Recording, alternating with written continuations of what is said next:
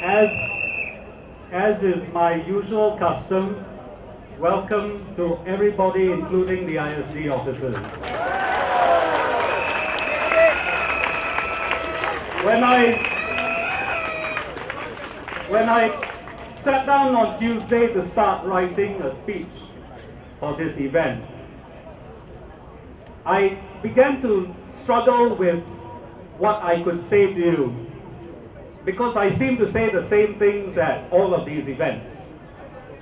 I don't have the technical data that Leong Tze Hien and Roy Nung can draw on to critique policies so deeply as they do. So I tend to take shelter in the more esoteric or meta issues, the issues that override the way our country is run. So in fact, I have struggled until this afternoon to think of what to say, and as you can see, I don't have a speech prepared. And I tell you, it is rather frightening to stand in front of so many people and don't know what the hell I'm going to say to you. But as I was walking around earlier, a lady came up to me and she was talking about various policy issues. And then she said, Singapore is a kosong country. There is no justice, no human rights, and no democracy. Now, if you examine the nature of that heartfelt comment, we begin to understand what's happening in 2014. In the first 30 or so years, when we had the first Prime Minister with us, that man believed in social control. But he wasn't a bully in the way Stalin was. He actually believed that it was genuinely more effective to control the population through various means. And he did it in two equally effective means. Firstly, by controlling what we said and shared and talked about things. And then secondly, by being able to punish those whom he couldn't control. So even in the crowd today, we have people who were imprisoned under the Internal Security Act. Mr. Jaratnam's father, on the other hand, though not imprisoned, was beset with so many defamation suits. Roy Nung, another one, Dr. Chi, another casualty of the system. Like father, like son. Like father, like son. Now, what this essentially did to us as a community is exactly what that lady said to me earlier. If you think of that word kosong, it has essentially hollowed out our community. So when Lee Kuan Yew coined the phrase economic digits, he knew exactly what he was talking about. We became people who had zero humanity within us. We became people who had nothing of the human integrity, the human autonomy, the human self-respect that you need if you're going to rise to the full heights of our potential.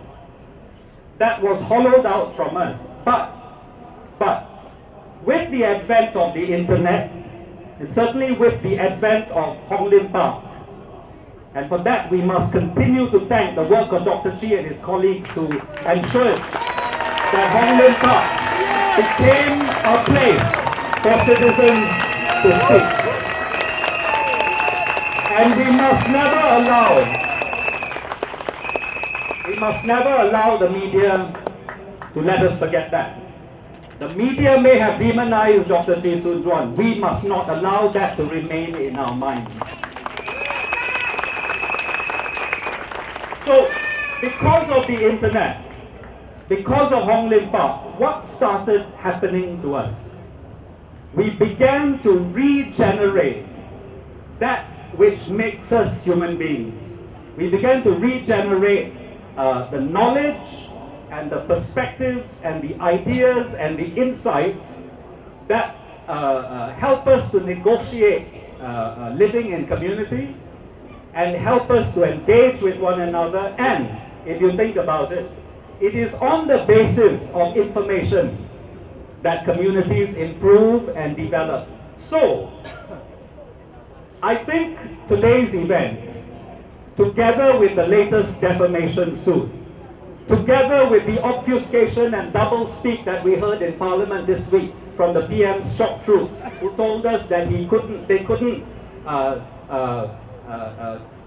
have as deep a conversation on the CPF as we would like. It is coincided quite neatly with this business at the NLB on Tuesday, because throughout history, there are two types of people whom we have observed. One, the group of people who, when they are confronted with new information, the immediate response is to crush it down. And the second group of people who, when they are confronted with new information, is to say, what is this? I want to know more. It's essentially those who respond to new information by raising their eyebrows and saying, tell me more, and those who frown when they hear information and say, how can I control this? How can I obliterate this? And it's happened throughout our years. If you those of you who live in landed properties, you know that every few days you have to weed your garden. And it's a tedious process, because no matter how effectively you weed the garden, 2-3 days later you have to come back and weed it again, and it's a constant and consistent activity. And I don't know how many of you all have been to Borobudur, the temple in Indonesia. Obviously, someone forgot to weed the garden there for many centuries. And today, the weeds have grown and split the temples in two, and they have become huge trees. The temples now are subsidiary to the trees. Now, people who try to control information are like the gardeners. They like a neat and easily explained worldview. And so they keep trying to weed the garden, because without it, when the weeds grow into huge trees, you change the entire structure and architecture of the community. But it is that structure and architecture that builds the community. It is that constant debate and discussion, like what we are having here today, that helps us to improve. You remember in 1500 and something, when Galileo discovered that it wasn't the sun that moved around the earth, but the earth that moved around the sun. What did the people in power of that time do to him? They put him in jail and they tortured him until he was forced to say, you're right, the sun goes round the earth. Yesterday there was a book launch of the autobiography of Lim Chin Ju. Lim Chin Ju is the brother of Lim Chin Siong, whom even Lee Kuan Yew himself once thought would be our first Prime Minister. And Lim Chin Ju recounted how he himself had been in prison under the Prevention of Public Security Ordinance, Preservation of Public Security Ordinance, and tortured in prison. So what we are facing now in 2014 is a new form of this weeding process. The problem now is that whereas in the past information was owned and therefore easily controlled, you go and buy the Straits Times, put it under SPH, and then you control what your media people say. Now you have the democracy of the internet. You have the democracy of Hong Lim Park. And you have that growing spark of democracy, I'm sure, coming back into our lives. So it is a different culture, a different complexion that we have now in our society. And then we have to ask ourselves, as citizens, what we are going to do with that newfound power that is slowly filling us and slowly removing this kosong sense that we have felt for so long. The power of those who ask for more information is essentially and eventually the power that changes societies. And we must remember that. And we must also say here and to say to all those of our friends, when you criticize the methodology of our researchers, when you criticize their political objectives, what you are actually doing is criticizing the very engine of social progress. And that's the general climate that we need to welcome, and the general climate from which we will go into the next elections. I'm no longer a formal party politician, as you know, but of course my sense is that if change is truly going to come to Singapore, that change cannot simply operate at the level of civil society like this, but the change must find itself on the floor of the House of Parliament. And how do you do that?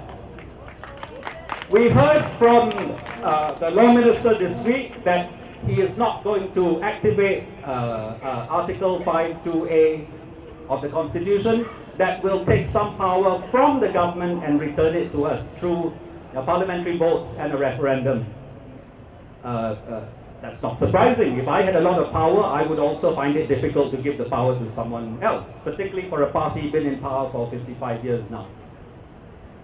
But what that says to us is that any change that is generated by the political parties, by civil society, by the researchers, by the academics, must ultimately find itself on the table of Parliament so that laws are changed. And one thing needs to happen for that to take place, for there to be 27 MPs on the benches opposite the government. There's no doubt that that is what needs to happen, right? So I join myself with the sentiments that were expressed by Wijeysingha earlier. One of the key tasks of our citizenship in the coming period is to ask ourselves individually how each of us can contribute to sending 27 people into the House. And it is not sufficient, I finish with this, it is not sufficient for us to just come to Hong Lim Park. Politics is no longer theatre. We are no longer to be entertained in the exercise of what fundamentally makes us members of this country. There is a lot of hard work ahead, and that hard work can take all sorts of forms.